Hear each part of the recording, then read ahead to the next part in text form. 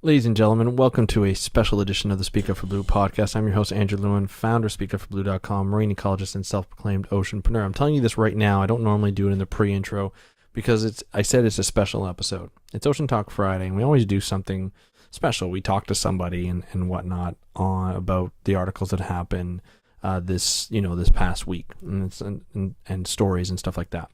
But this one's a little different. As you know, if you've been listening for a while and you've listened to Ocean Talk Fridays for a while now, of a few months ago, I posted up an example of a new show that I'm working on called Marine Conservation Happy Hour.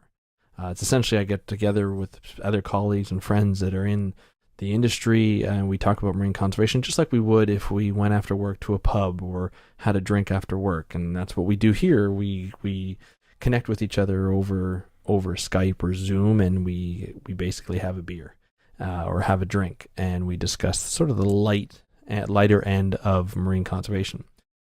Have a lot of fun doing it too. But this week I wanted to put together one of the episodes. This will actually be episode 7 of the show when we actually publish it starting in September. But I wanted this one to come out on Speak Up for Blue because it's been a hot topic in the Speak Up for Blue podcast group.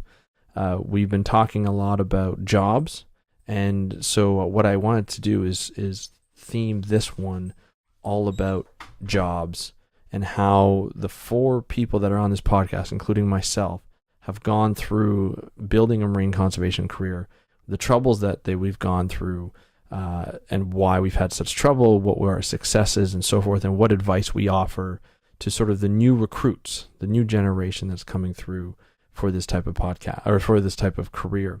And it's essentially it's a response to some feedback that I had off of Monday's podcast where I talk about jobs and I talk about marine careers, where I try to give people advice based on an article that I saw in Manga Bay News.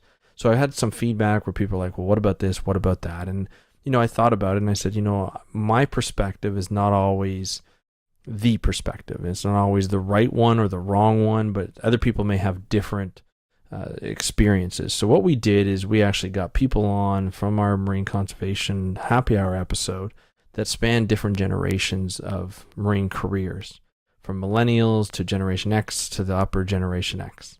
And I think it's an important episode for people who really want to get in the industry and who are having a difficult time to understand, one, we went through the very similar things, some of us worse than others, and 2, we're here to help, and we mean that. We're not here to talk down to people. We're not here to say we're better than you. What we're here to say is we understand what you're going through. We've been through similar things, and we want to help because we didn't necessarily get the help that we are offering you. So don't be afraid to reach out to some people and post in your Facebook group. And I can't say that we're always going to have the answers, but we'll definitely offer some advice based on what we've been through and what we see right now as we hire people or as we search for different jobs and the experiences that we have. So I know this is a long pre-intro because I'm not going to be talking for the rest of the podcast based on the Speak Up for Blue podcast.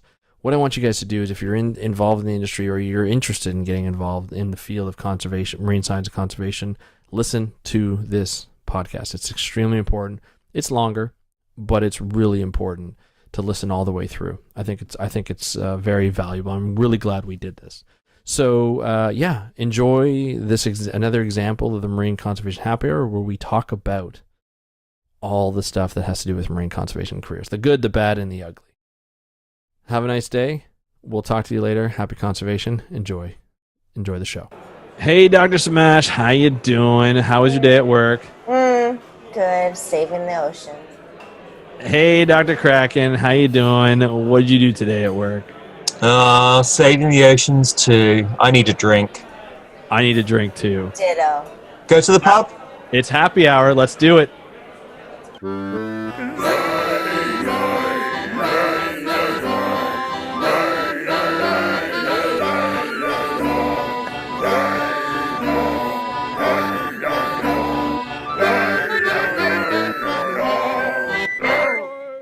Hey everybody, welcome back to Marine Conservation Happy Hour. This is our 7th episode And we've got a special one today because not only are we joined by Dr. Kraken and Dr. Smash, but we're also joined by Marine Britt, who is a friend of ours, a marine scientist, a PhD. He is working in New Zealand, and he's a great friend of ours. And he's here. We're all here to talk about how we got to where we are, how we became marine biologists, marine scientists, marine mammalogists.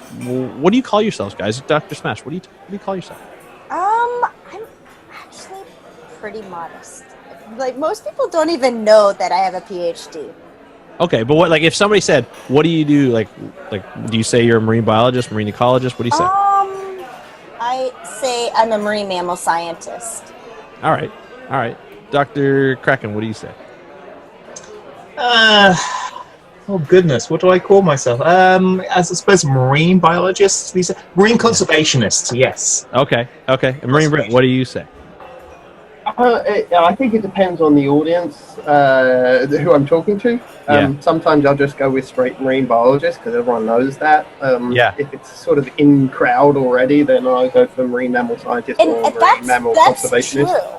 What he's exactly saying is that you do. That's the reason why we're picking our titles properly, because if we're saying marine biologist and then it's too broad, and then people think we're doing this or that, and so we do kind of have to pick what their title based on the audience. Actually, within the marine biology crowd, if you say marine mammals, you'll immediately see people go, "Oh, yeah, marine right." mammal biologist." You're one of those. Oh, one of those. Oh, you followed your dream that everybody had when they're 16. Yeah. I gotcha. I will do the same thing. I'll say, like, if I just talk to people who don't really know the business, I'll say marine biologist, or I'll say marine ecologist. I'll say that on the Speaking for Blue podcast. But sometimes I throw in, depending on who it is and how much I like them, I'll throw in marine spatial ecologist because I do GIS and I do all that kind of community stuff. And then I have to go in, and that's if I want to talk about myself more. I'll say marine spatial ecologist because that obviously needs a definition, because they'll be like, well, what do you mean spatial? And then so if somebody I don't like, I'll actually say marine spatial ecologist, and then I will just start explaining so I can talk about myself and I don't have to hear about talking. I did use X underwear model recently. Nice. How about our drinks? Definitely. Happy hour. Yes. It is the happy hour, so and Marine Britt, every time we come on the show, we talk about the drinks we're having. Now, I have to say, we're going to start with our guest, but our guest is in New Zealand, and it's daytime. It's like 11:40 his time. No excuse. He is at work, so that's the excuse he's using. So, Marine Britt, what are you drinking today? I have a nice cup of English breakfast tea and a large jug of water. Very unfortunately. That is. And I wish I had several beers. Hurrah for the British Army.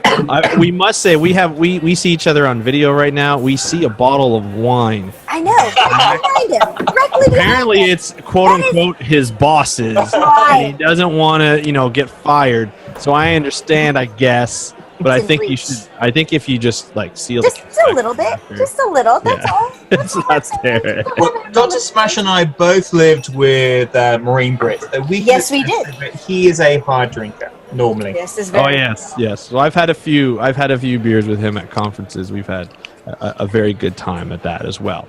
All right, Dr. Smash, what concoction do you have today? Because something normal this time. Something normal. I didn't go crazy and get a monster and get something else and mix it all together like I'm from high school.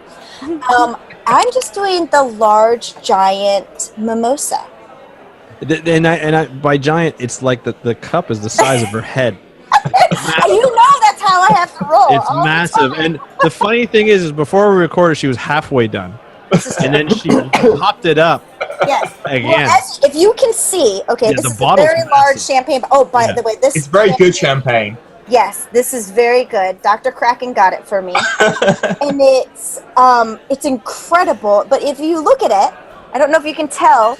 I'm just gonna Bigger than normal. yeah. Anyways, It's halfway done. It's like completely halfway done. I've done it. That started today? That started today. No, it started like a half an hour before you called me. Right. I do have one question. What does Dr. Kraken know anything about champagne? I've never seen him go anywhere near a bottle before in his life. That's because I drink champagne in the mornings. And when you were living with me, I didn't see mornings. You don't do mornings? Yeah, mimosas is my thing. The only way we can get Marine Brit on a morning is he had to be in a different time zone. That's the only way. Yeah, that's the only way it works. And he has at work, so that's the only way it'll work. All right, Dr. Kraken, what do you got going? There was rumor that you got the Kraken out rum today. Did you find it? I did, in fact, find the our future sponsor, by the way, Marine Brit is Kraken rum. This is what we're will sponsor us. I actually have the very nice ceramic special, only in the UK version of Kraken rum, and I discovered where my wife had hidden it. Oh, that's awesome. So I'm drinking that. Out of a beaker. You can't get more out of a beaker. Out of a scientific beaker. You did clean the beaker, right? You did clean the beaker, right? He hasn't answered it. He won't answer. That's the fun part, yeah. Fun part. What could it be this week? Formaldehyde. 350 milliliters. There you go. And it's very, very fine. In fact, last podcast, I made the mistake of starting to drink when the podcast started. It put me at a serious sober disadvantage. Yeah, usually you start about 2 hours before. I know. I have been drinking early. That's awesome. That's fantastic. I'm now rolling. Well, I'll tell you, we are going to need the drinks today because we are going to talk about marine conservation jobs and careers. Oh. The reason why we're going to talk about it is because recently, when we recorded this podcast, but a week ago, there was a great article in mangabay.com that highlighted the difficulties of trying to build a career in conservation. Now, this was conservation-wide, so it wasn't just marine conservation. It was everything, so terrestrial, freshwater, and all that.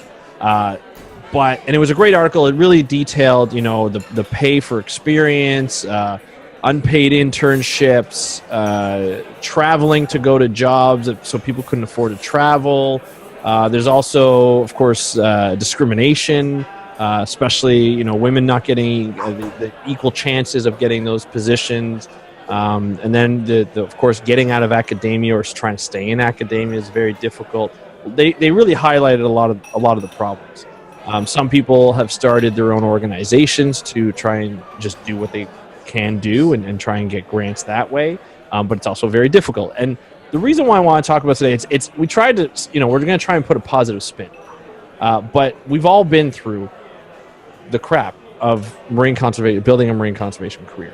I can probably say for most of us or all of us that we didn't really have great help coming out of university in terms of building a career. I mean, we probably went to great schools where we had a lot of education and experience. Maybe we had a chance to build up some experience through volunteering at our universities, but not necessarily giving us opportunities or showing us how to actually apply for academic jobs, graduate positions, jobs outside with nonprofits, consulting firms, and so forth, or even about all those industries and the differences and whether we're going to like them or not. So what I wanted to do today is I wanted all of us to share the different aspects of our careers and show, we've all had successes, we've all had some failures, some trouble finding jobs. And so I wanted us to share it and give it a candid sort of picture of what we've been through. Now we're all different ages. Marine Brit, you and I are about the same age, I believe. And then and Dr. Smash, you're younger. Yeah, and then Dr. Kraken is ancient, so right, very old. Like a little bit older. I don't know what. I'm the same age as Nathan Fillion. I have you. I don't know what jobs were like when dinosaurs were around, but oh my God, that's so. When I was an undergraduate, we were not allowed to use the computers because they were too precious. Oh, yeah. Only for faculty who didn't know how to use them anyway, or graduate students. That's crazy. He was a student before the internet was invented. Yeah, you were a student before the internet. Oh my god! Yeah, yeah. Well, Can you imagine that now? I have to admit, I didn't have my first email. All my life. I didn't have my first email until I got to university, and they gave me an email, and I had no idea what to do with it. I did not know what it was for, right? Yeah, so we went to school around the same time. So I was just like, I still have my Hotmail address that I first, like, somebody's like, you got to sign up for this. It's a really cool thing. It's called email. I was like, what is this? This isn't going to last. This is ridiculous. My first email was in the last years of my PhD. Yeah. Wow. Yeah. Wow. That's crazy. Can you smell the mothballs from here? I know. Well, it's not as bad as my wife, who remembers making punch cards to do her. Oh, for the computers? Yeah. Yeah. And then dropping those punch cards as she was going to put them into the machine. It's like the Turing machine. A punch card is like the program that you want to put in, isn't it? Is that what it is? Yeah, it's the program. So you actually take this punch card and you like put in the it's like the 0 and 1s of a computer, and you basically put in a certain combination, and then you insert it into this massive thing on the wall that's called a computer, and then you basically go away for a week and come back, and then. So for those of you who do R these days, imagine doing that. What you do in about 10 minutes in a month. Mm-hmm. Oh my god. Mm-hmm. That's what it was. Just sort of 5 or 6 years before I did a PhD. And to think, Marine, Britt, you're gonna know this, and of course, Kraken, you're gonna know this, but dial-up. Remember dial-up, where where you sign on to the internet and you get the I remember that. Yeah. My mom always had that, and I was like, oh my god. And you walk away, have a coffee, come back, and then maybe you're on again. You're trying to upload a program from your cassette player. Yeah. It was like a toss-up. Yeah. Whether or not you actually upload or not. Yeah. So wait a minute, I think we actually have 3 generations here. We do, which is great. Which is great. I'm the millennial. You guys are the. I don't even know, what are we, Marine? Wait, Britt? hold on. You guys are the X? Generation We would be X. Gen X. Generation X? You're Generation X. We'd be Gen X. Chris is. Wait a minute. Ancient. You gotta be Generation X. A. You can't be Baby Boomer. BC. I'm not baby. He's BC. I'm the far end of Generation X, I think. Before Christ. Yeah. I think Andrew and I are on the Gen X, Gen Y boundary, and Chris Parsons is, and Kraken is on the. Sorry. There's no way. Sorry, you can edit that out. We'll see. I think Andrew and I are on the Gen X, Gen Y boundary, and Kraken is on the Gen X start boundary. Yeah. 82. I'm a 95% outlier. Yeah. Yes. In every possible way. I'll tell you what. You guys play, but he is more young at heart than either of you guys. Oh, absolutely. Okay, so in reality, he's a lot younger. Than For sure. For sure. There's no doubt. What are you saying? There's no doubt. I'm like 95. He's just immature, that's what you're saying. You are, especially with your little 1 beer over there. I've got 2. I've got waiting. They're waiting, okay? I can drink one for God's sake. It's a tall can. Well, by the way, okay, so Kraken, you're drinking the rum. I'm drinking Beck's. I guess it's an import. Another beer. And then whenever Andrew says what he's drinking, we always have to sigh. I know, but I'm going to tell you, I'm a drinker of opportunity. I had a barbecue at my house. Somebody brought over the beer. I drink whatever is given to me. Oh, no, you should never do that. Never do that. I'm cheap. I don't know. You leave that for the next guest. No, because I get the next guest to bring more beer. That's what I do. It sounds like you invite a lot of cheap friends. Damn right, yeah, that's fine. That's the problem. It's still free for me. I don't mind. Okay, but jobs, you guys. Okay, jobs. Well, this is why. This is why I can't afford nice things, because of the jobs we have in marine conservation. You all agree. Yeah. Oh, yes. We don't make any money. All right. Let's. How do you want to start this? My PhD advisor once told me that you only got into marine biology for the money. and then everyone in the room. Are you serious?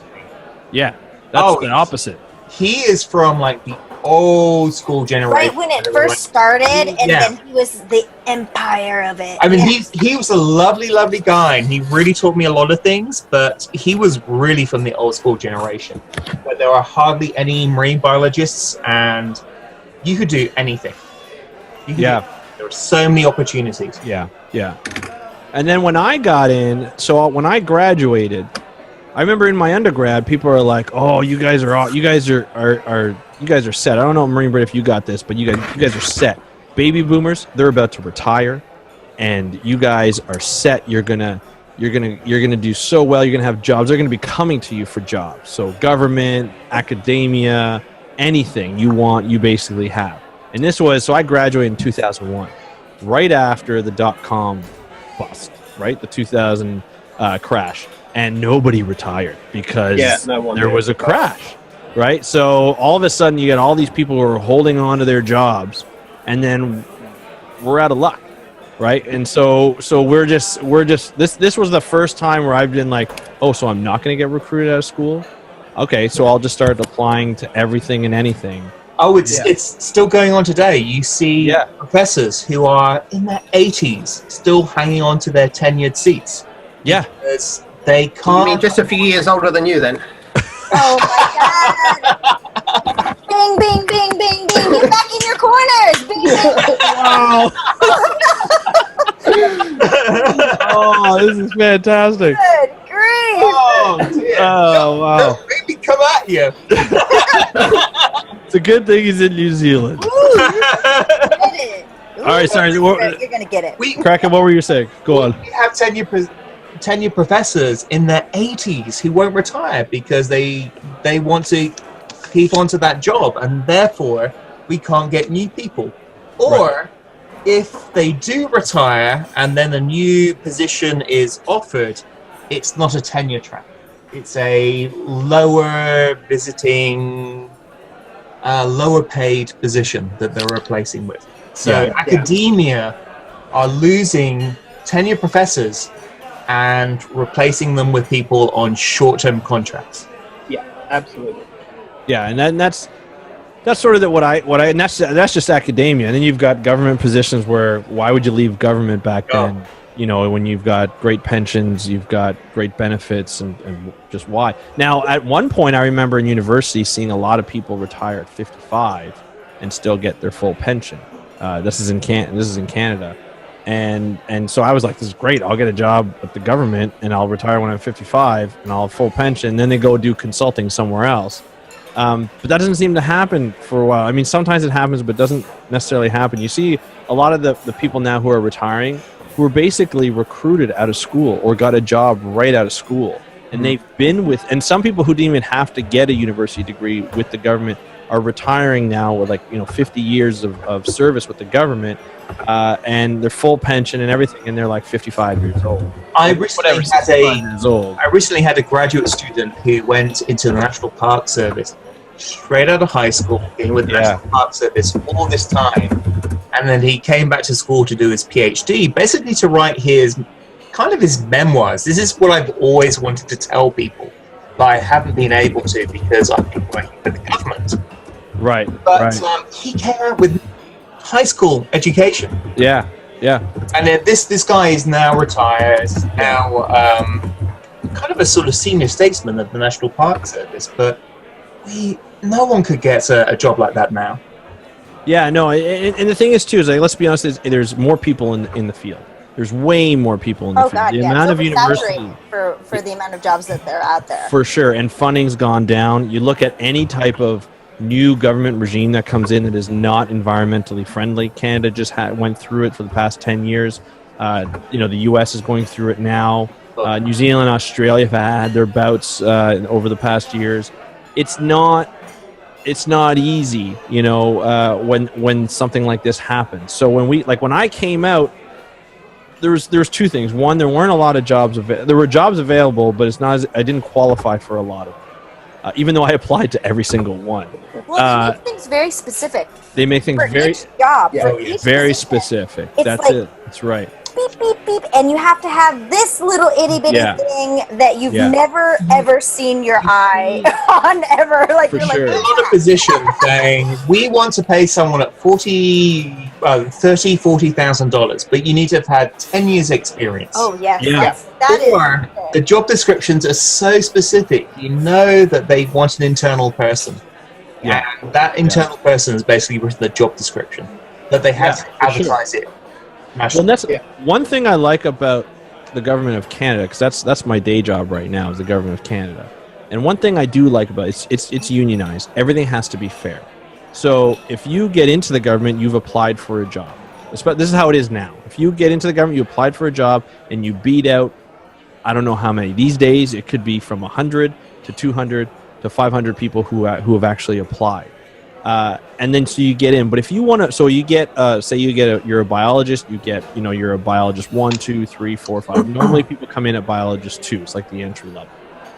If you want to go to a biologist 3, you have to actually apply for that biologist 3 position when it opens. And they'll have internal postings, they'll have external postings, depending on how they want to do it. But you actually have to apply against other people who want to move up just like you. And it doesn't matter who you are, what you are, you get graded, and then you do an exam, and then you do an interview, and then you might do another exam, and you might do another interview, depending. And then sometimes you get put in a pool, and then they select you. They may or may not select you out of a pool, and then you just kind of keep going on and on. But you have to reapply for all this. So there's no... And then sometimes they make it for like a specific person, but it doesn't matter. Everybody can apply, and if that specific person doesn't grade as high as anybody else, that other person will get a job with, and the person it was written for won't get it. So, and it's happened that way. I've actually seen that happen, where the person where the job description was written for didn't actually get the job. Right. I recently suffered from that myself, where I actually went to an institution to pitch an idea to them about something. I was like, okay, I know there's something coming. I have the expertise. You have the infrastructure to pull this off. So let's work together. Let's pitch it together. They said, no, we don't want to offer you a contract.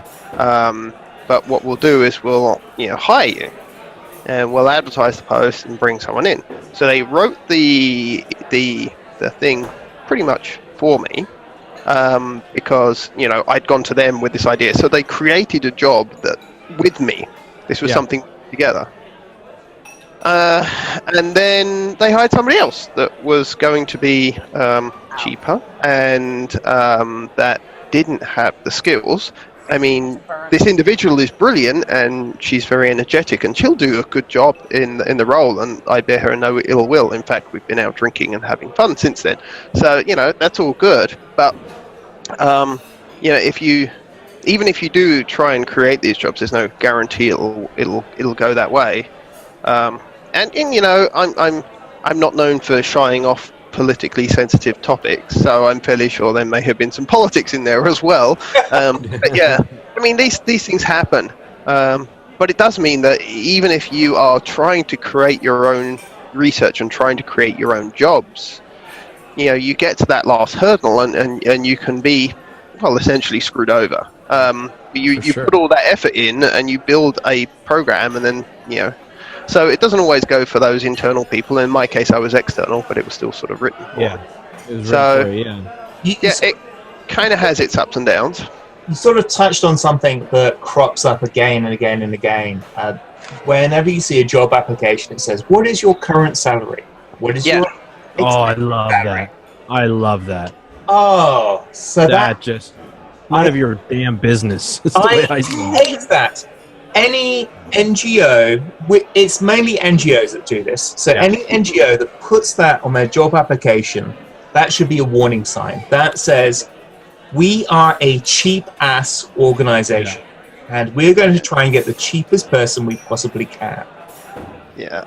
It sets up so many warning signs. Really, you should be paid for your experience and your expertise. Yeah. Anyway, and I agree with that. I've had a situation where I was working for when I came out of my master's, I came back to Ontario, so I had a bit of a geographic constraint, right? Living in Ontario, you want to be a marine biologist, a little difficult. There's no marine anything. We didn't even have an aquarium until recently. So I went into consulting, and then from consulting, I was looking for something else. And I was consulting on my own at one point, and I went to a large NGO, and I made a connection through a conference, and I said, hey, I'd love to work with you guys. They're like, hey, that's great. I went for the interview, and they were like, well, we don't pay consulting money. And I laughed. I said, you don't know what I'm getting paid. Because consulting money is not the end-all and be-all of getting paid. I have heard this so many times. Oh, we don't take PhDs because we can't afford you. Seriously, I am being paid half of what your entry level paid at the moment. Exactly. Jesus, give me a job. I'm desperate. Yeah. Exactly. Same here. I'm getting entry level paid. I mean, I don't even make the minimum salary here in Florida. I was a director of a program for less than $20,000 and I had 18 staff underneath me. That's insane. So there are obviously there are definite problems. Like there are definite problems with the pay structure. There are definite problems with how people are hired. The government for here in Canada is nice because it is unionized, so they're based on it's got to be fair. Now I'm sure there are some problems within that. It's not a perfect situation. I'm sure there's some subjectivity, especially when it comes down to interviews and stuff. But it's as fair as I've seen it. Even though I've lost out on a lot of positions, it's still as fair as I've seen.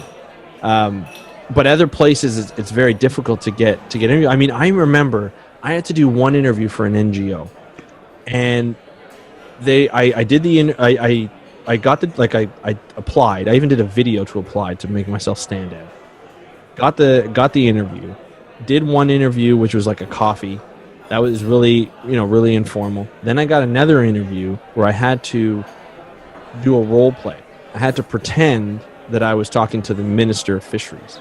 And I was like, okay, let's do this. And then I had to do a policy brief, to before that and to actually get to there. And then, so I did that, did the interview, did the whole role play, thought I did well in the interview, followed up, thank you very much for the interview, didn't get a response. Followed up 2 weeks later. Hey, just want to know what's happening with the interview. I haven't heard back. Because usually you think, I get an interview, I should get whether I got it or not. Yeah, right? Or even a follow-up. And even further than that, why I didn't get it, right? Mm-hmm. Like what the reason was. Oh, absolutely. Didn't get anything. I followed up again. And then they finally said, like on my third email, they finally said, we decided not to hire for the position.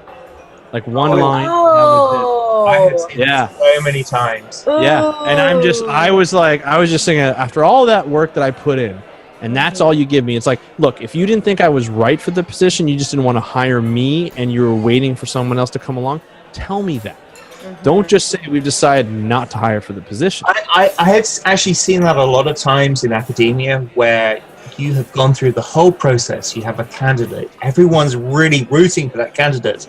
And then the high-ups say, sorry, we're going to cut your budget by 50%. Yeah. So all the new discretionary applications just disappear. So I wouldn't take that personally. It's probably someone higher up who's just cut the budget 50%. Yeah. And so all the new hires have gone away. I've also heard a lot. I've also heard NGOs who will do an interview or advertise for a position in hopes that they're going to get the funding.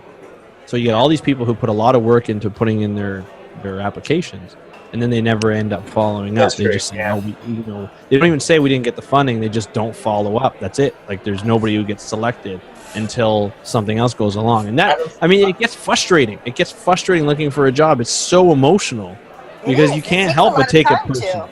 Yeah. Having been in a hiring position, you're often told not to carry on any further contact. If the position doesn't go or a job disappears, not to contact anyone else because it may lead to conflicts, it may lead to court cases, it may lead to being sued. Yeah. So, which is really, really frustrating because you want to go back to the person and say, sorry, you were great. We loved you, but the powers that be remove that funding and we couldn't employ you. But we would have given you a job if that job had been available. Yeah. I'm not sure if you guys have been in it, but I've been in an interview where people are just stone-faced and they're told to be stone-faced. So like you'll try and crack a joke to kind of lighten the mood a little bit, and nothing.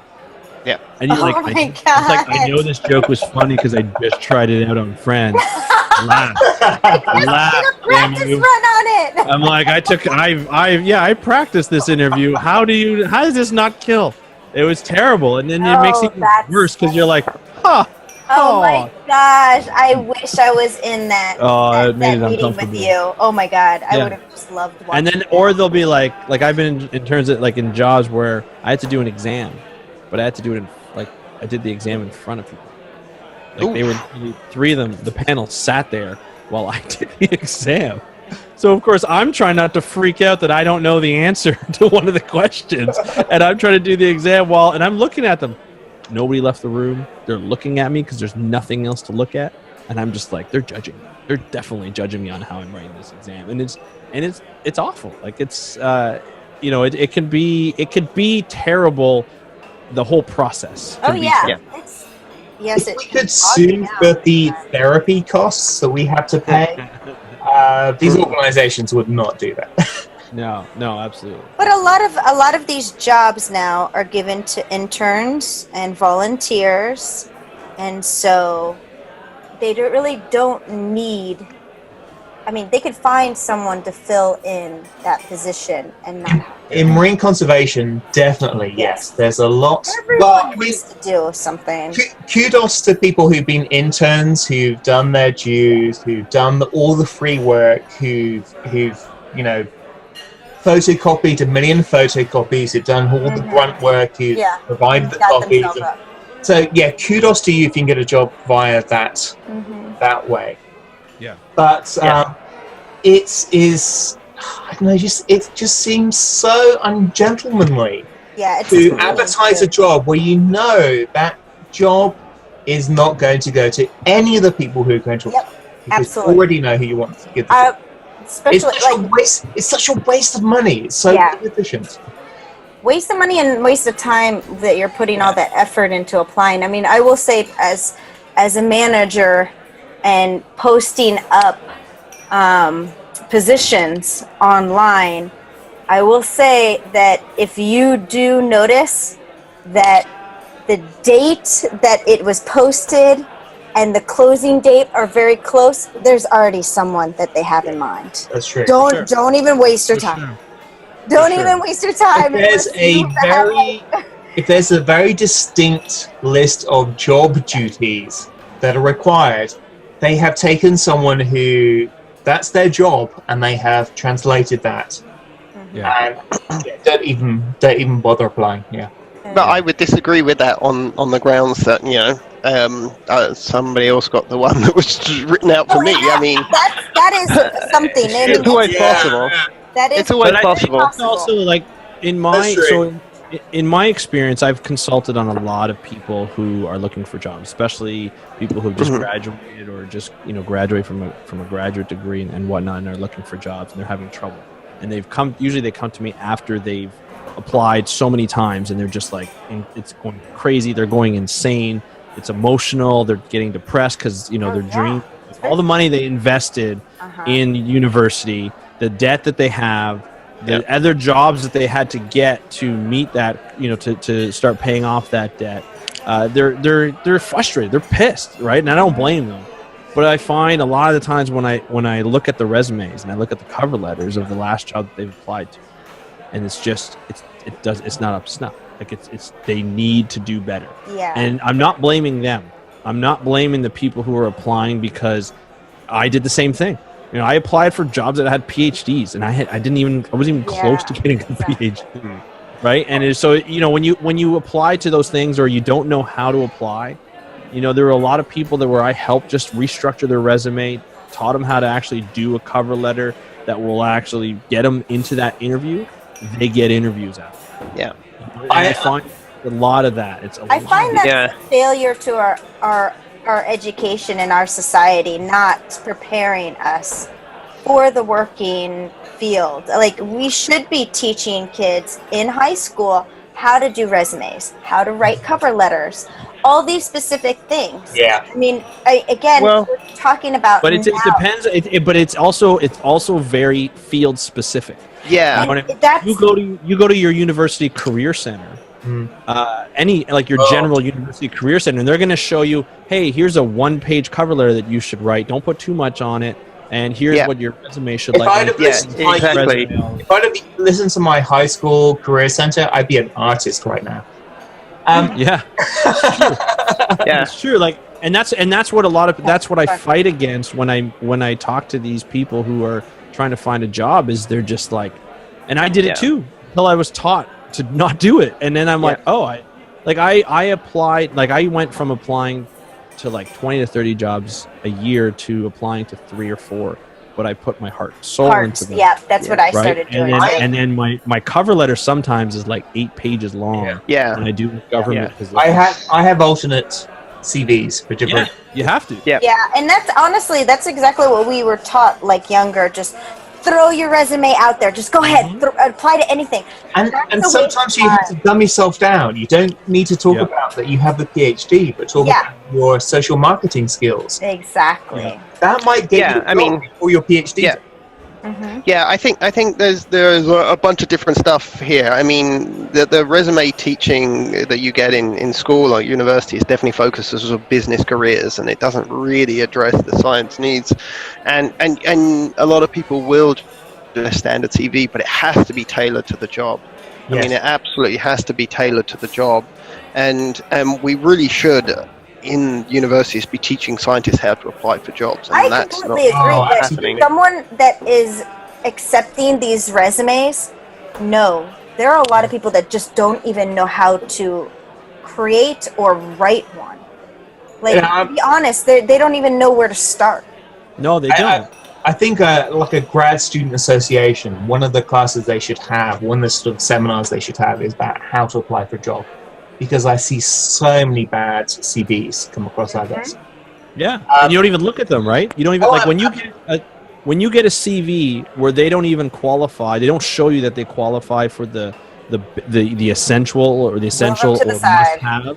You throw them in the garbage because you look because how many Kraken, how many resumes do you get like when you see a position out? How many on average? We recently advertised position and we had 150 applications. 150. Whoa. I'm going to tell you something too.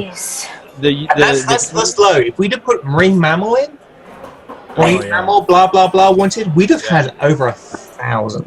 Yeah. Well, and I'll tell you too, in the government here in Canada, with Trudeau coming in, said we're going to hire 100. I think it was 130 positions. Right, so everybody's like, in Canada, that's unheard of, right? And it's all science positions. So we're like, oh my, and especially with ocean. So everybody who went to school in Canada for any type of marine science degree basically had it, like just went crazy. They had, I think they said they had 5,000 applicants, and these are for pools of positions. Mm-hmm. And everybody in the government had to apply externally. You weren't even allowed to apply internally. Right, all the people who were in, we thought, oh, great, they're just going to put us in positions that are needed. No, we don't. No, you have to. Everybody has to apply together to be fair, which is fine.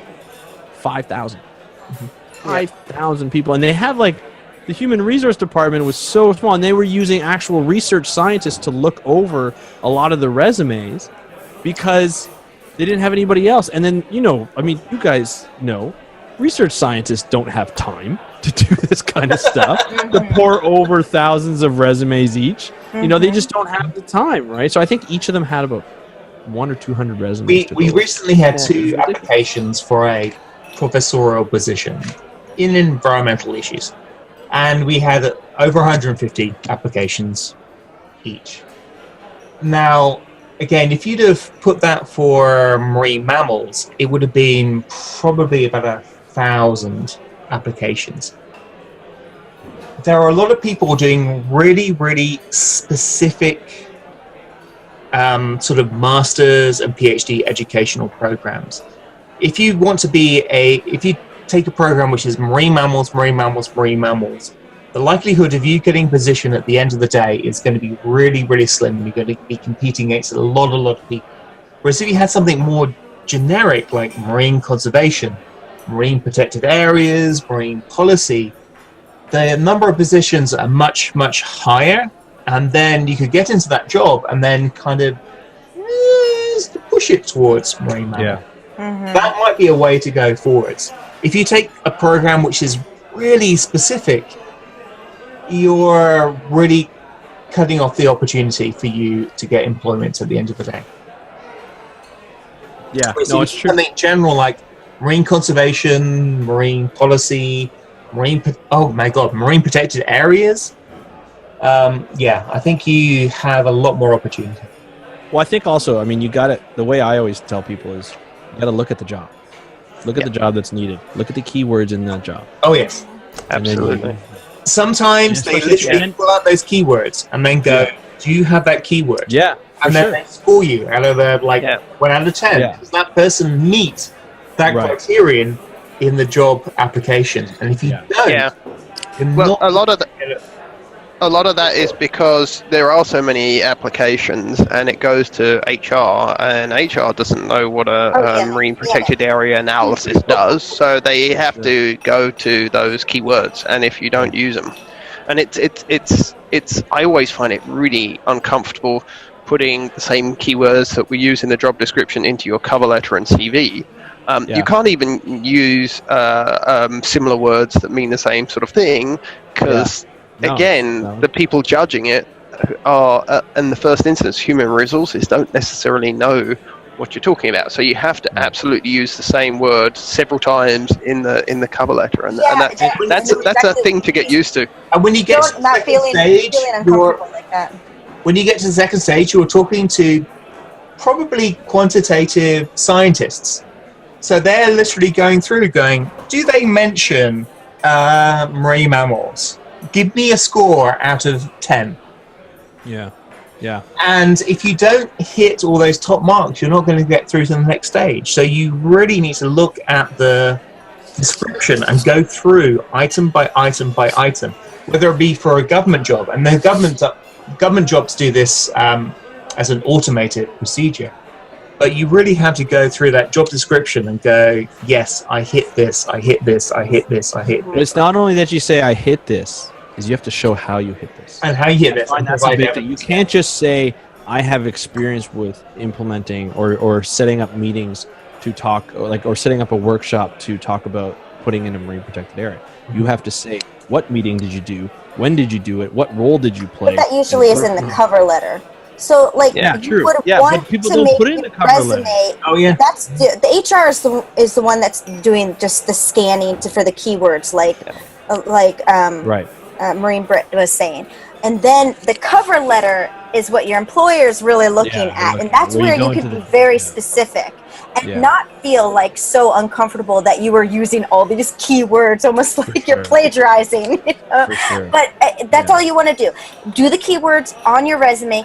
Get yourself that interview, you know what I mean? And then there you can have your explanation. Then you have to gamble on your these keywords over and over and over again, because I'm telling you, HR is not even looking at that. They're just scanning and they're like, okay, good, here's your next person. Here's your next person. Go ahead and interview them. And they don't even care. They're not even going to that depth. And for those jobs that say, what is your salary? You have to make a gamble.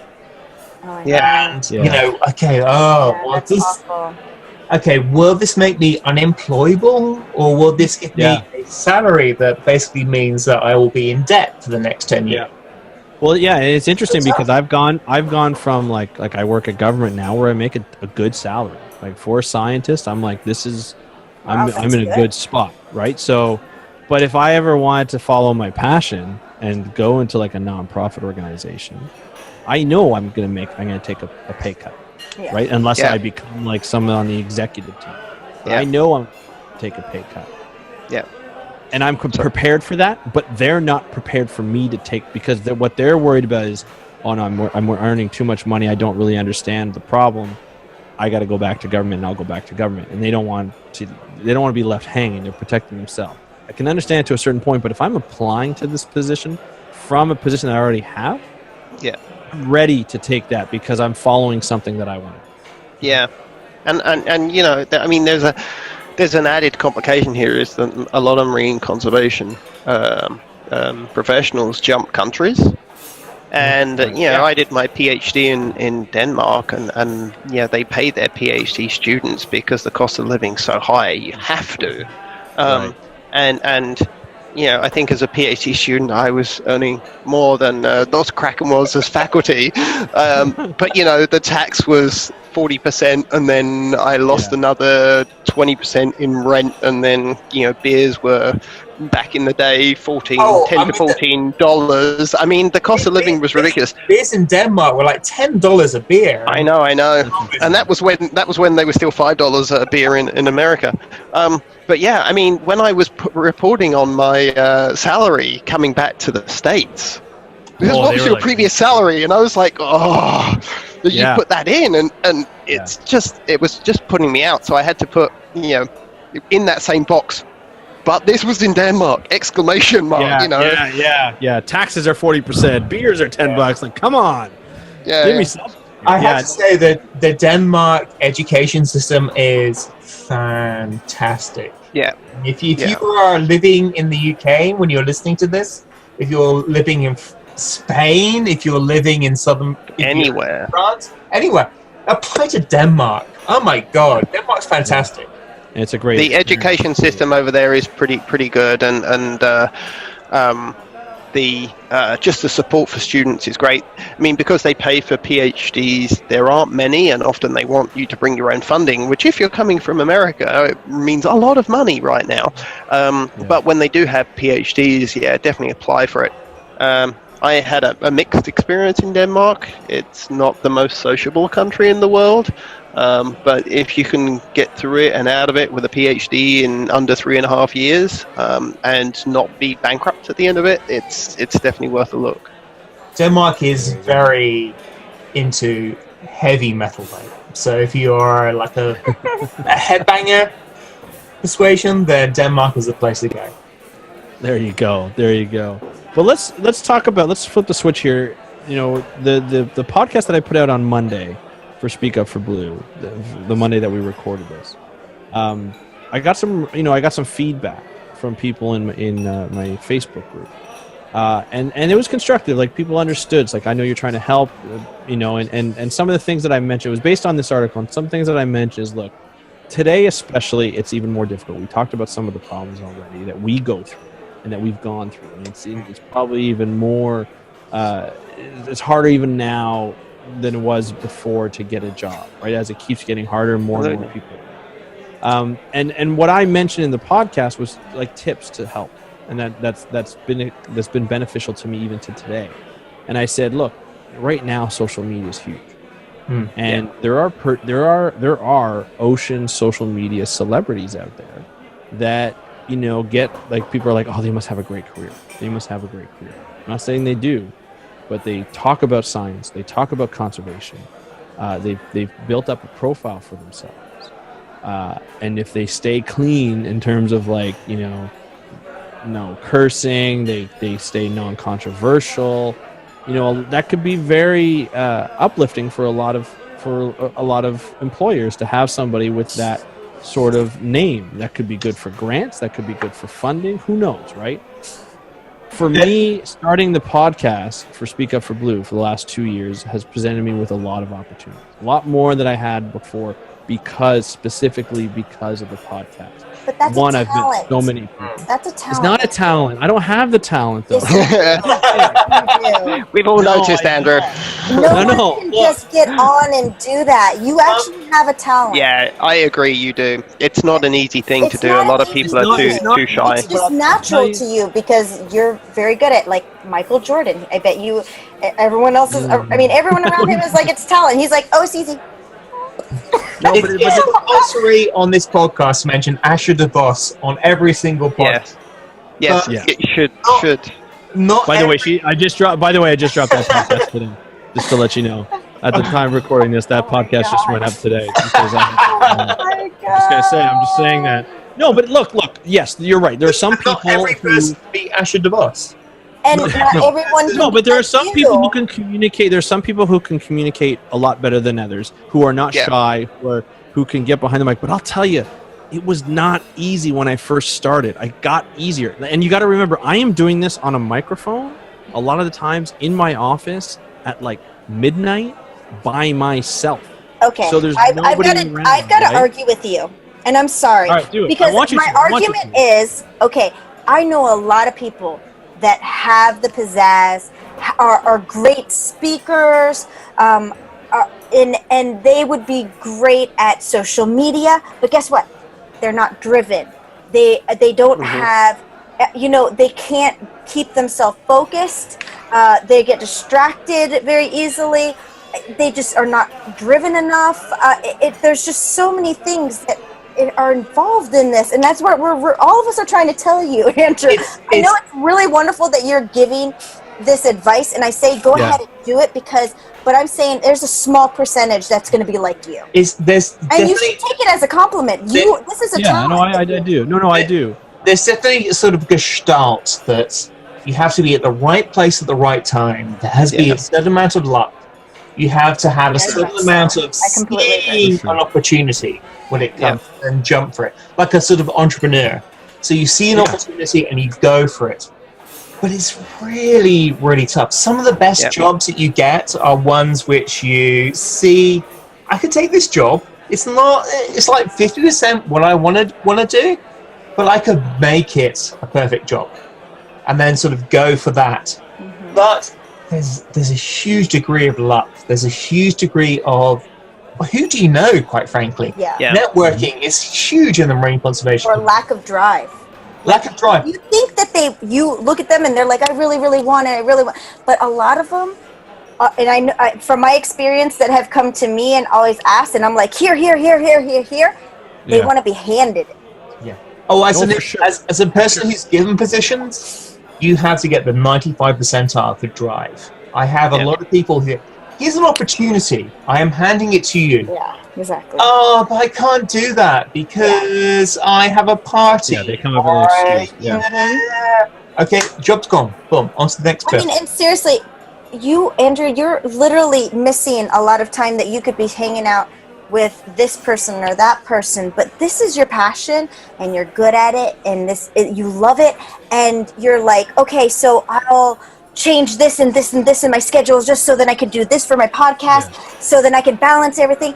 And a lot of people are not going to do that. And I think it's wonderful. And again, like all of us do, we'll do encouraging things and we'll say, yes, you should do this and follow this, but be prepared that what you're advising is a talent. It's a skill. Okay, I understand that, but there's a couple of things that I see here, and I'm going to get.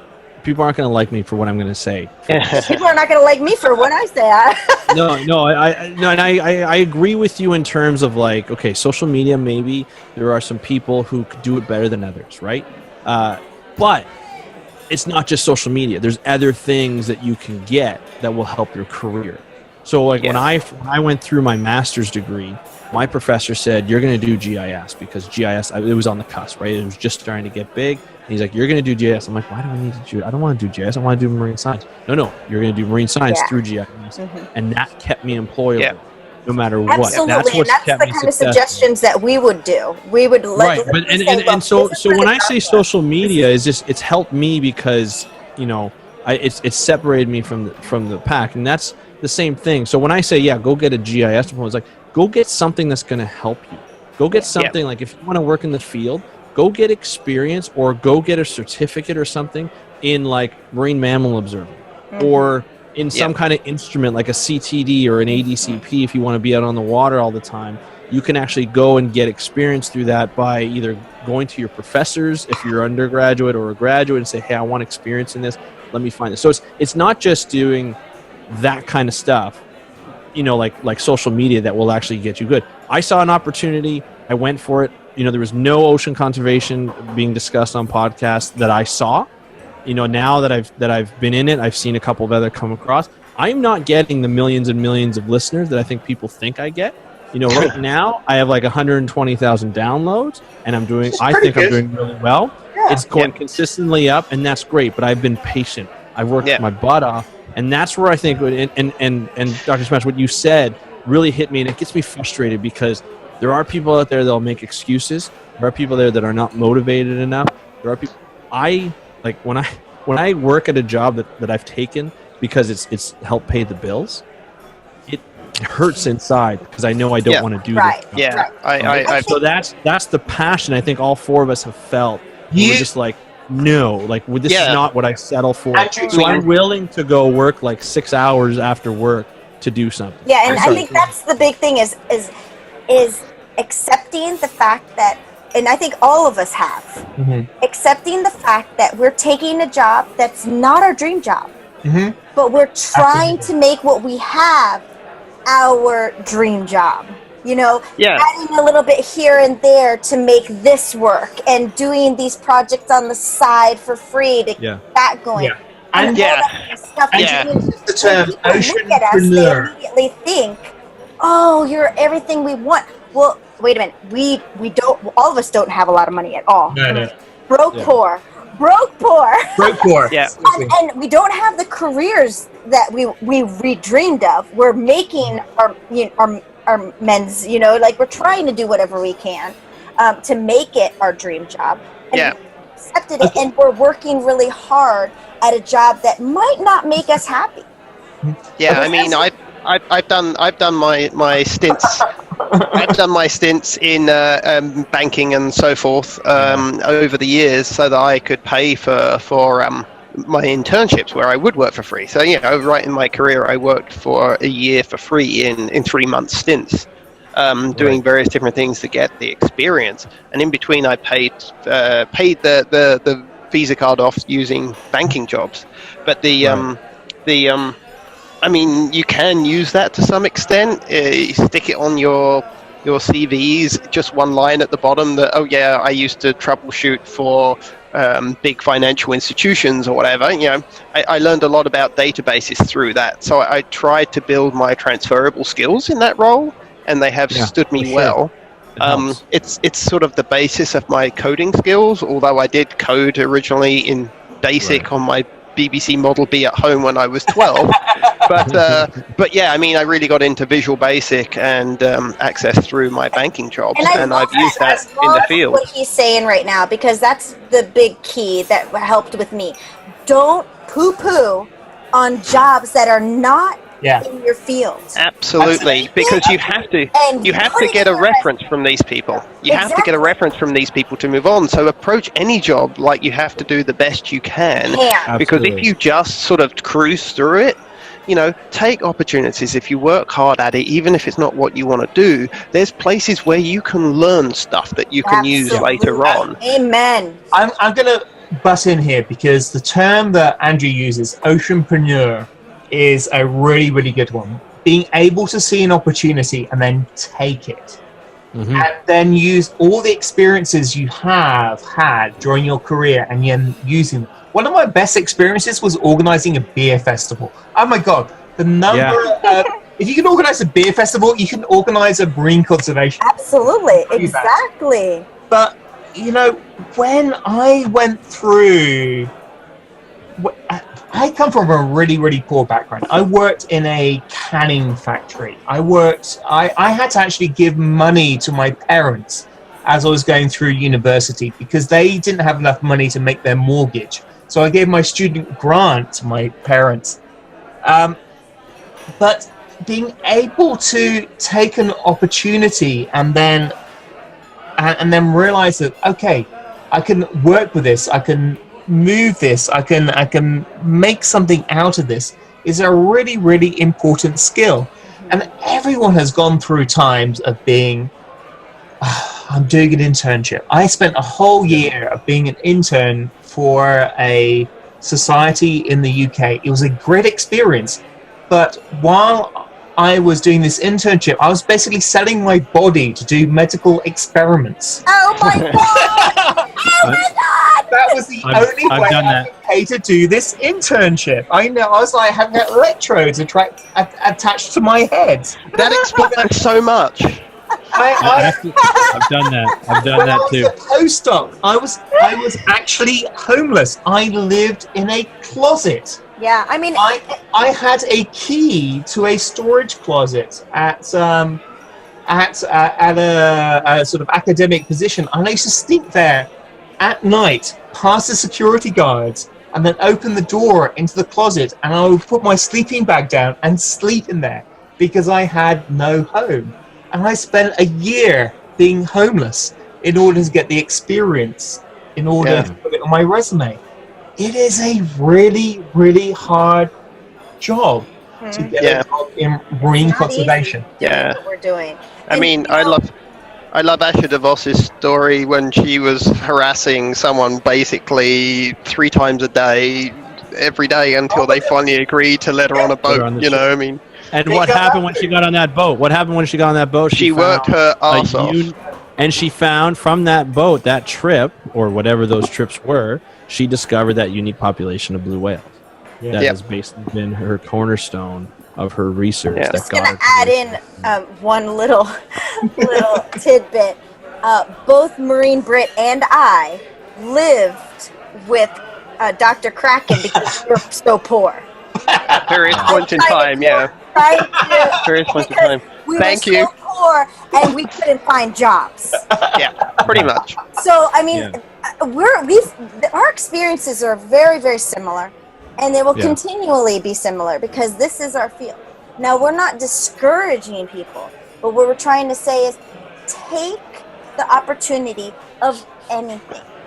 Now, learn before we go too forward with that particular little thing, take the opportunity of anything. At Dr. Kraken's house? No. We're moving on from that as fast as possible. Wait, are you just saying if anybody... Wait, hold on a second. Before you go on, are you saying that if anybody is looking for a job in marine conservation, they should just tweet at Dr. McCracken? Actually, we are now starting to get people asking us all of a sudden, because we are postdocs and we have no money for accommodation. You're basically going to become an orphan. You're basically going to become an orphanage for people who don't have jobs in marine conservation. Yeah. Oh my God, he would have like thousands. Thousands of people. Sorry, Marine Brick. Go on with your saying. I apologize. You know, I just want to say, you know, talking about doing bank jobs and whatever jobs you can and making the best out of it. But piracy. Piracy is good. But I want to raise the issue of policy jobs. If you want to go into academia and you have done policy jobs, which is what I did, I took policy jobs because I needed money and to pay the rent, and I took policy jobs and I learned about policy, and this is all valuable skills, especially in conservation.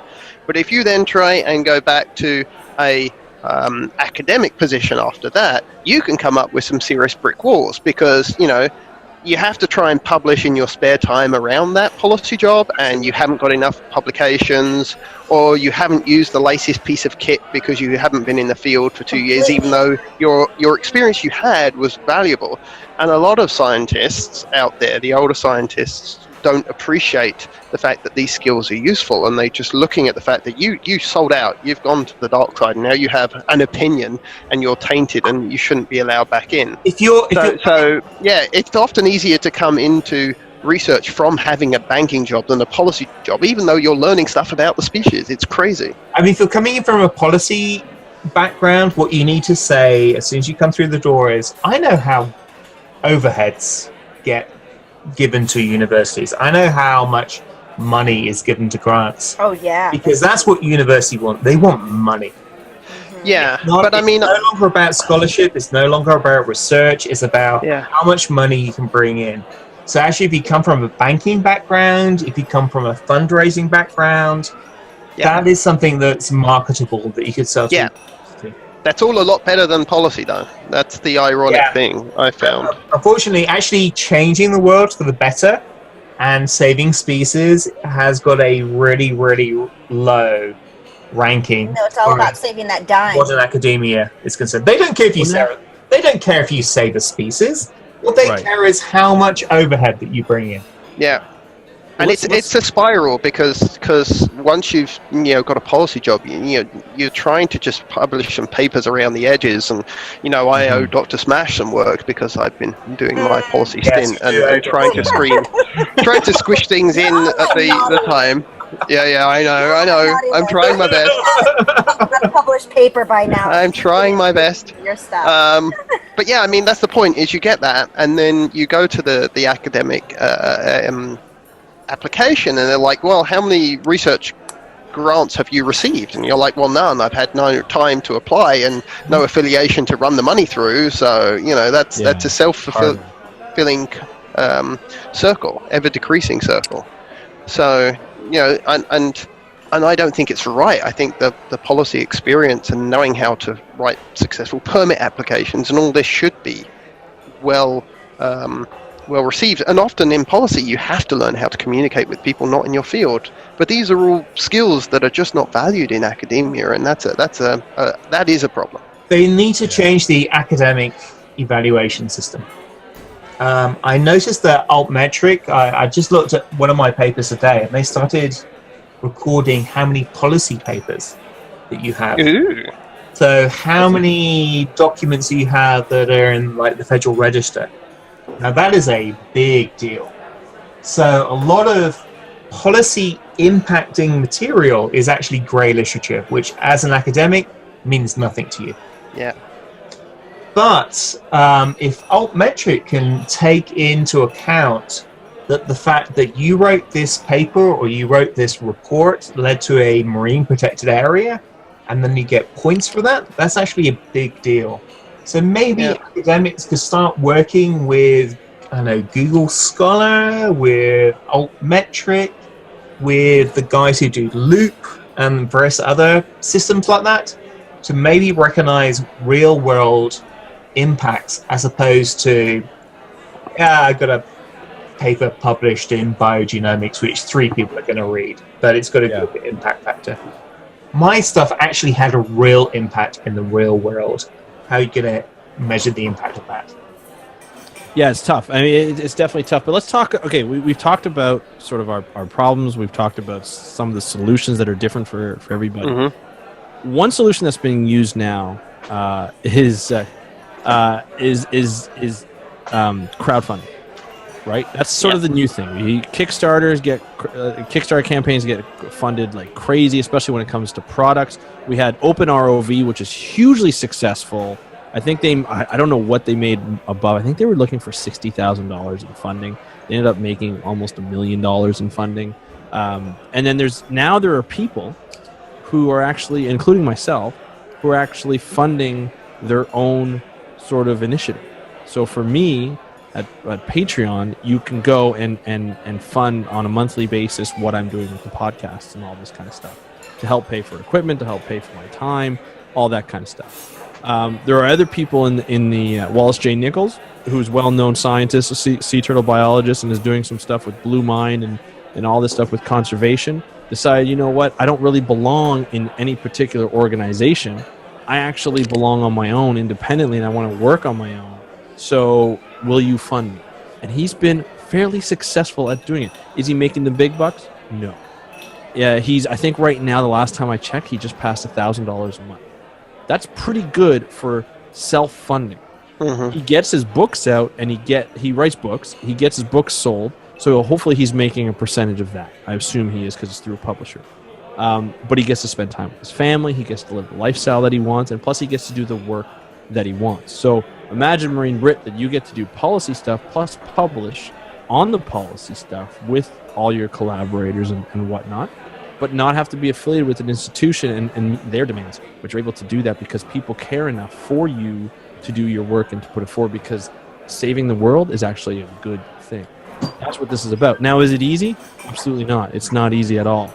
I make under $100 a month right now. Have I put a proper campaign together? No.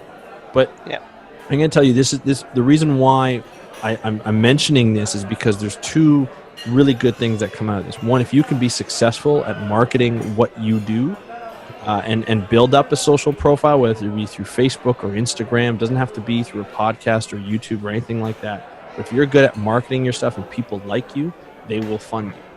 So you have a little bit of fun. I'm not saying you're going to make $5,000 a month. Some people do, right? A lot of YouTube creators do, but they have a huge following. It all depends on your following, how good you are at social media.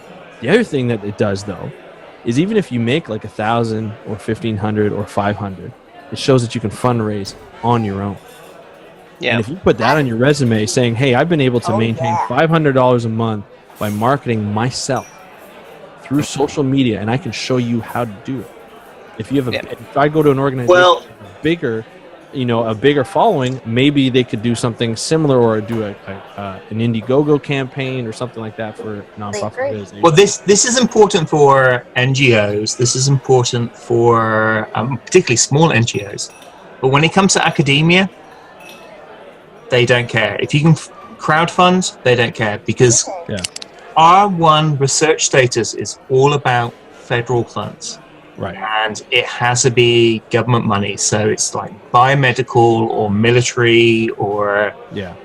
So... That's a US focus. And I think that's true in the US, but in other countries, the crowdfunding is a more useful skill to have for sure. So. Yeah. And I've seen people start, like even graduate students start to say, hey, graduate student life is hard. I need expenses to live, and I'm doing all this great work. And it's I would just love a little help, and people are helping, because one thing I did is a while ago when I had an audience to speak up for Blue before I think it was actually when I just started the podcast, I asked a couple of people, I said, would you fund research even though you're not going to get a charitable donation tax receipt? And they said yes, as long as I know it's going for something good, right? Our friend, our common friend Andrew David Thaler has had this campaign going. He actually got me onto Patreon because he said it works so well. He just passed $500 a month, and he creates stuff, right? Like really interesting stuff, like the open CTD and the Niskin bottles that actually help you collect samples, that allows people all over the world, like through 3D printing, to actually collect samples. And all he did, like one of the things that put him over the $500 mark, he made stickers for people. Mm-hmm. So if you make a certain level of donation, you get stickers, right? And so it doesn't take much for people to incentivize people to do stuff. He's doing great things to change the way we look at data collection, and for people like nonprofit organizations who don't have the budget for the big types of instrumentation that are necessary to do their work, they can benefit from these plans. And he's literally changing the world for the better at $500 a month. Yeah, I agree with everything you're saying, but I would put in a small note of caution, is that you and Andrew both have an existing audience and a venue for making the requests and everything, and that comes back to social media skills. Mm-hmm. For most people, and there are various different platforms like experiment.com and so forth that you can put on projects and go crowdfunding. But then you're relying on your friends and your social media networks on your personal level. And there's only so many times you can effectively beg people for money before they'll stop paying you. So it's not something that is sustainable for most people unless you have a blog or a podcast or some outlay. I agree. And it's difficult for me, and I think I have a decent sized following. It's not like I'm not in the millions that would actually get you what you need. And that's fine. And that's why I do say it's a risk. It's a lot of work. And it's a lot of work to build a following. There's no doubt about that. It's not for everybody, right? So if you're not comfortable with social media, don't do it. But it is something that some people are following, and I think it's good to mention to some of to those people who are looking to do that kind of stuff, because hey, it could be an option. If you're like, the way I see it, and I see it for people like us who are so motivated that they're willing to do anything to do what they want, this is an option. I'm not saying it's the option and that's what you need to do after, but this is an option. Right? I've had several graduate students try to crowdfund, and the ones that have been successful have really lowballed. You want to get $500 to $1,000 to get like a camera or some specific bit of equipment. That's been successful. It's not really good to compare yourself to an Andrew Taylor or a David Schiffman or Asher DeVos because they have a long established for sure social media following, which they've been building up over about, maybe even up to 10 years. Yep. You're not going to build up a social media following like that. But if you have a really cool project and you're looking for that little bit of money just to make it work, like $500 to $1,000, crowdfunding could work. If you're like Andrew, if you're like David Schiffman, maybe you could make enough crowdfunding money to sort of sustain at least part of a career. Yeah, but it's not quite there yet, I don't think. No, I agree. Like I said, it's still new, and people, it could be very risky. Don't rely on it. I don't rely on it, but it's for me especially. I'm doing it to fund certain things, equipment, and certainly if you're in an academic track, the university will give you 0 credit for that. Right. But if you're not, which most people like, I know it's easy to talk about academia because a lot of us have gone through academia and have worked in it. I haven't worked in it that often or for that long. So I always think of it from a nonprofit organization perspective, a private, like in Canada. If you're coming at it from a nonprofit's perspective, then I think having a successful crowdfunding campaign will get a foot in the door. Yeah, for sure. Particularly a small NGO where they'll go, hey, you were successful. You managed to raise $1,000, $2,000. Yeah. You could maybe build on that if we gave you the resources.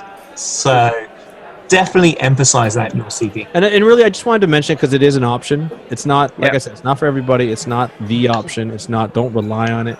But it is something to watch. I think it's something that could be really cool. Great.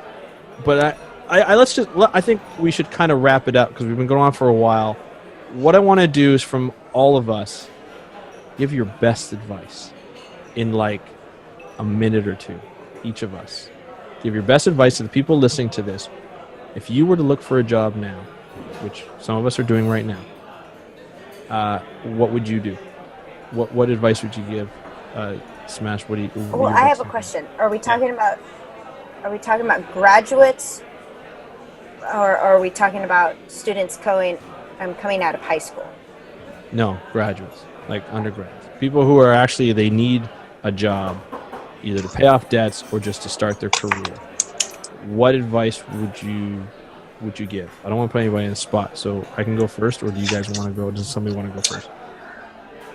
As someone who advises a lot of graduates, a lot of undergraduates coming out of a program looking for jobs, I would say, internships, getting experience is a really, really good idea. And just knowing when there's an opportunity, it might not be 100% what you wanted, but if it's 50% what you wanted, grab it. Take it and make it your own. And then try and build up on that. Most of the best jobs I've had have been luck and being able to kind of sort of maneuver it into the way that I wanted it to be. So networking is very important. And unfortunately that doesn't really help people who aren't really outgoing. But even if you're not terribly outgoing, go to conferences, chat to people, get good grades, and just try to be open into what you're applying for. That's great advice. Anybody else? Marine Britt, you want to? Yeah, I mean, it's a... I know it's a tough thing to do. Yeah, it's a tough thing. It's not easy. Whatever you end up working in, be it marine conservation stuff or be it banking or whatever it is, do the best, because part of getting that next job is having a good reference from the one you're at. But there is a certain amount of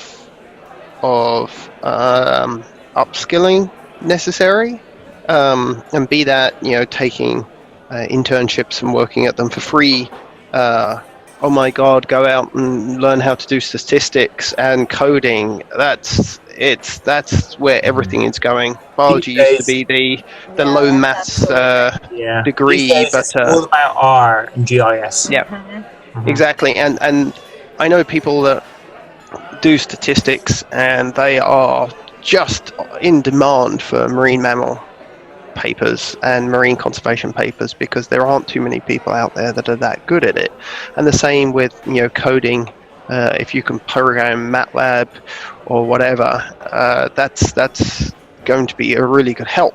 Same with GIS. Any technical skills are going to help, and that doesn't necessarily get you immediately into the field with dolphins and going cuddle them or whatever it is you want to do. But as Dr. Kraken said, you can shift any job once you have it, and never give up. Be persistent in whatever you want. Never give in. Never surrender. Never give in. Exactly. But I mean, I've recently taken the step back into academia from policy. It took a long time and a lot of effort, a lot of evenings and weekends writing papers, and not enough apparently, according to Dr. Smash. But yeah, I mean, you've just got to keep plugging along, and it's not an easy field to get into. And it's annoying in some ways, because a lot of the people that are now requesting PhDs and 5 years experience got into the field when it was young, and they could just walk in with a degree in English because they happened to live on the coast and it was something they liked to do. Famous marine that's it. Just keep going at it. In English, Steve Leatherwood. Yep. He wrote a book about bottlenose dolphins. Had a bachelor's degree in English. But his job, because he was really good at translating science into something that people understood. So, long story short, there are flaws in the system. There are things you can bitch about. It's not fair, but it is the way it is. And if you want to get into the field, you've got to be lucky to a certain extent, but you've also got to work hard and make the opportunities for yourself. Don't wait for them to happen. Be very, very stubborn. Very persistent. Yeah. All right, Dr. Smash, what's your advice as a millennial? I had so much advice, and then I was about to say it, and then we had Chatty McCatty over here, and McCracken is like, blah, blah, blah, blah, and then I forget everything that I was going to say. Oh, no. But basically, I mean, again, I practically just graduated, and these are some of the things that I really wish someone told me, before I graduated. Exactly what Marine Brit said. This is what you need to do. Start going right now while you're in school, and start looking at the job descriptions. Look for those, these techniques and these programs that they're asking for. I mean, God, I wish they would have told me that, GIS is what they wanted. R is what they wanted in statistics, that kind of stuff. I already graduated. So it's like, oh man, so now I have to educate myself in this stuff, and I already graduated. So that is what I wish that someone did. Also, another thing is already right there, and then you better throw it out of your head, girlfriend or whoever, you're not going to get what you want. You're not going to get your dream job, but give up, And it's going to take a really long time, just like Dr. Kraken said and Marine Brit. Work for free. You got to show them what you're made of. I think that's very important. You hold out for your dream job. It's never going to happen. If you hold out for your dream job, it's never going to happen. You get him in the drinks, and he is going to give advice. Yeah. Watch what's that movie, Working Girl? Yeah. Yes. Watch that. That is your that is what you have to do for marine conservation. All right. Dr. Smash, do you have any more advice? Or is that what that was my advice, in the fact that I had to work, and I think Marine Brit was the same way. We had to work for free for a very, very long time, trying to show them what we were made of. And when I mean work for free, I mean we're talking about we were working for a $40,000 salary job and getting nothing. and working and just waiting for them to say, okay, we're ready to hire you. And that's going to take a really long time. So again, skills, already start preparing in advance. And again, for the high school students that are listening, I have another suggestion for you. Yeah, do it. You might want to also look in the military. Yeah, it's really good in job. Everyone wants job experience now. Lots and lots of job experience. They're also going to give you money for your career, and you're going to get that, the salary and the job experience at the same time. And in addition to that, when you're getting out of your high school, get a job now, because everyone wants entry positions. These nonprofits and all these government jobs, they are happy to take entry positions. Get your foot in the door now. You know what I mean? Before your resume has been built. If you're 16 years old, start helping the local Greenpeace group or local Chesapeake Bay Foundation. Yes, and stay there long term. Yeah. Continue. And every opportunity, just like Marine Britt said, is an experience, and it's something for you to build on your resume. I agree. Yeah, just a quick note on the work for your local Greenpeace group.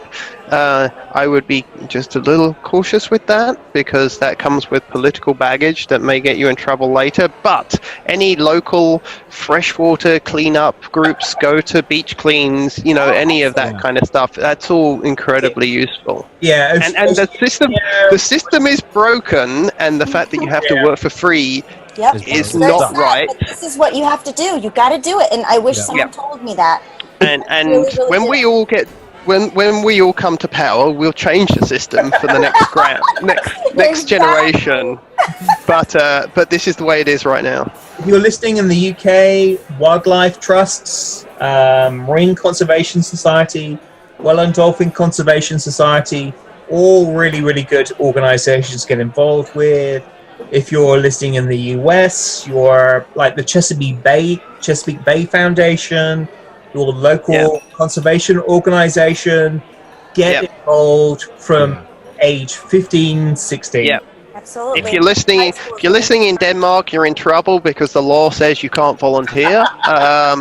So sorry about that, but hopefully you'll find some other solutions. Look, this is my advice. And I tell this to people all the time. When you graduate, or as you're graduating, or even if you've graduated for a year or two, find out, what do you want to do in 15 to 20 years? What job? What specific job? Figure that out by looking what other people are doing.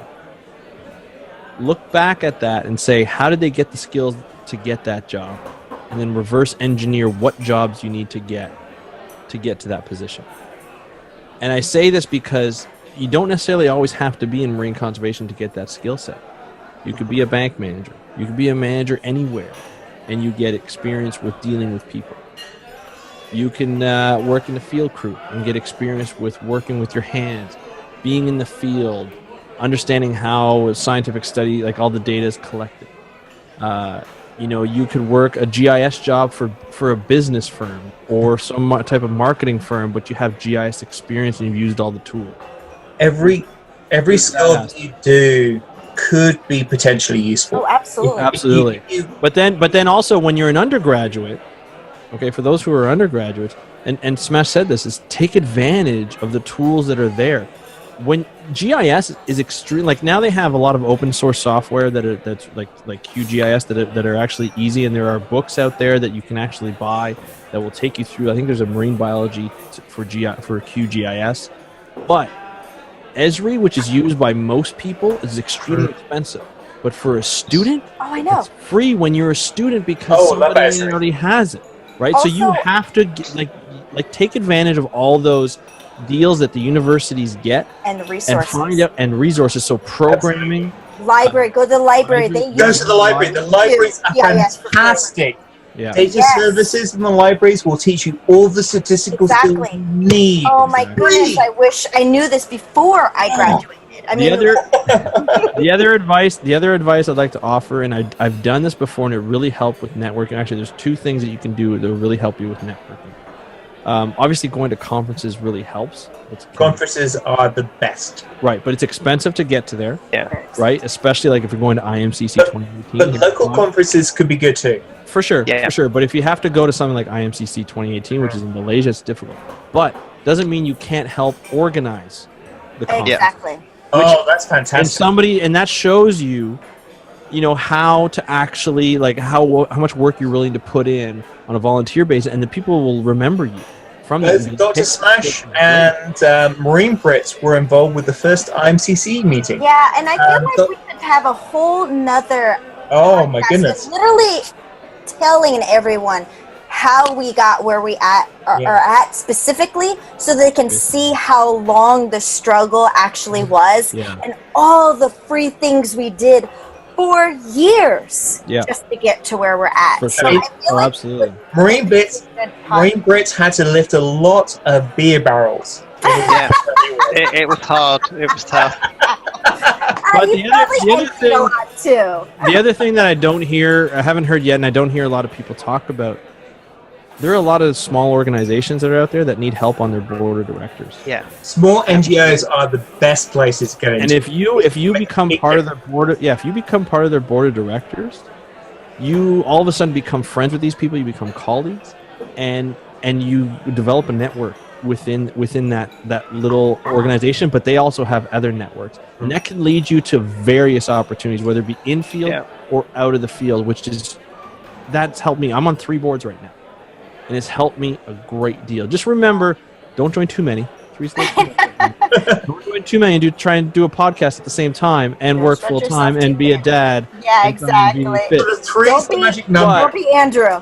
3 is the magic number. Do 3 things. Yeah, but join one and help the organization. Do everything you can to get that organization either on point or whatever you need to do. Offer your advice. It's more of an organizational aspect, but you really you create friendships from there and you create opportunities. You never know what you're going to get out. These are the types of things that take up a little bit of your time. But and especially board of directors, I think it's like you may spend like 10 hours a month on doing some things depending on the organization. Some organizations demand you have to pay, some like to donate, and some organizations you don't.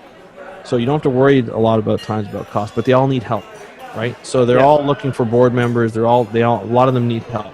Go with small to medium-sized ones. Don't go to like the nature. You probably have in your local community. There's some sort of park. There's some sort of watershed where they need help. There's going to be somebody, right? So absolutely get involved. Get involved in that. That's my advice. And then the other thing is just find something that's unique. That's really look at just like everybody said. Look at the job description. Find out what's unique, and get that skill if you can. Yeah.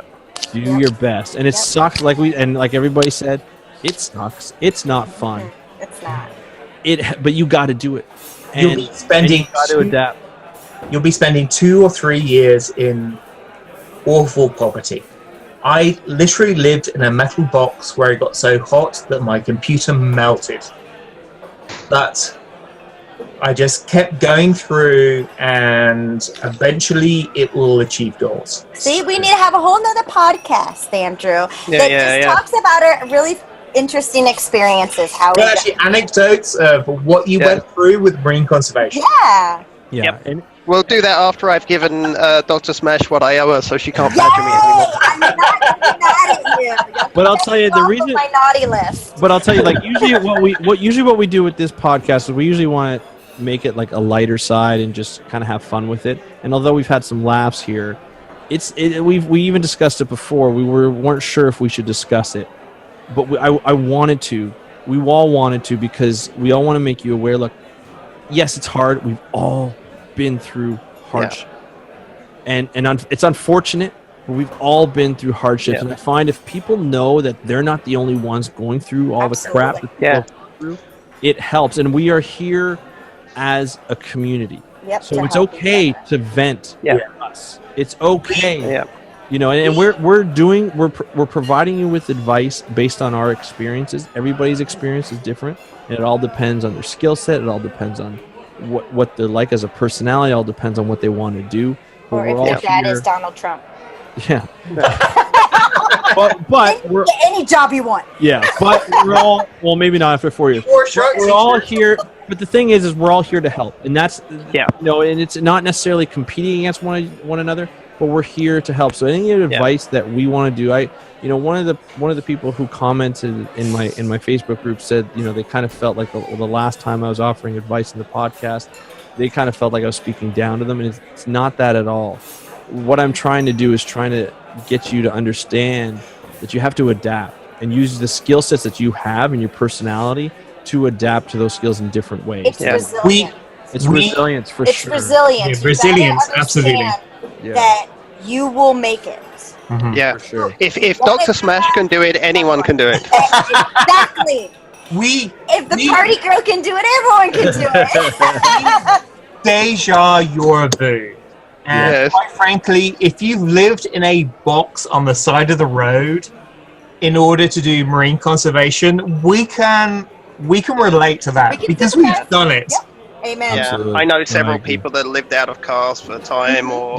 cars, absolutely. Well, Dr. Smash lived out of a car. Yeah. I lived in a wardrobe. I lived in someone's wardrobe for 3 months because that's a terrifying thought. That's a terrifying thought. I'm gonna check. Good morning. I'm gonna check my wardrobe every night before. You've seen Monsters Inc., right? Wardrobe, living there. Well, you didn't realize it, Andrew. Just remember, Dr. McCracken is in your wardrobe at night. Lock your doors. Hide your kids. Yes, hide your kids. He is coming. But no, he's the big furry monster from Monsters Inc., right? My story. But I'll tell you what, as we wrap up with that thought, I want to thank you guys. I want to thank you guys for sharing your experiences. It's not easy to share something like this, for sure. Especially it helps with a few drinks or tea. Absolutely, we need. But it's not easy to share these experiences. It's not easy to talk about them because they can be a little down. But I want to thank you guys for sharing it. I know the audience is going to appreciate it. So thank you. I do really appreciate it. And we'll end off that note. So thank you for everybody for joining us. Thank you, Marine Brit, for joining us. We'd love to have you back again whenever you're available. Anytime. Hopefully next time. When I can drink next time. Exactly. Hopefully when you can drink next time. I think the motto for Marine Conservationists is never give in, never surrender. Yeah. I like that. And drink your face off. Drink, drink your face off.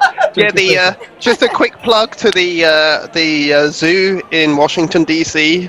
They have a young professionals event every year called Brew at the Zoo, and they sell T-shirts with "Drink beer, save wildlife." That is my motto. Now you tell me. One second. I love that. All right, guys, thank you very much for listening. Really appreciate it. This is Marine Conservation Happy Hour. Tune in next time. Looking forward to hearing from you. Talk to you.